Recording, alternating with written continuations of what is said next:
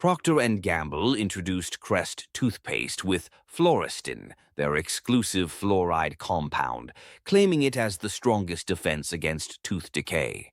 However, fluoride safety has been heavily scrutinized.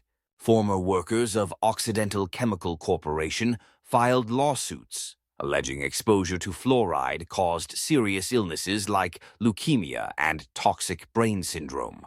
Research linked fluoride, particularly industrial byproducts, to these diseases. Historically, aluminum manufacturing companies like Alcoa in the 1930s faced challenges disposing of highly toxic byproducts, such as fluoride.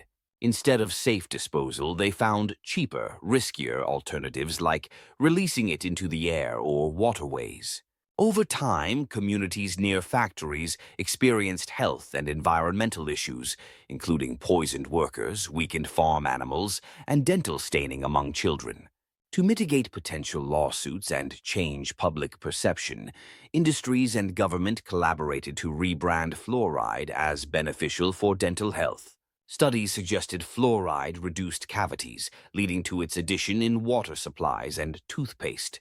Despite this, critics pointed to evidence linking fluoride to brain damage, skeletal fluorosis cancer, and reduced IQ in children. Even decades later, some scientists, like Dr. Phyllis Malenicz, conducted studies revealing fluoride's neurotoxic effects, particularly in developing animals and children. Her findings aligned with other research indicating fluoride's role in cognitive impairments.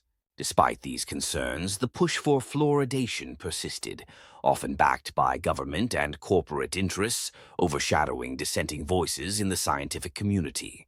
Fluoride's story remains a contentious mix of industrial necessity, public health claims, and ongoing debate over its true impact.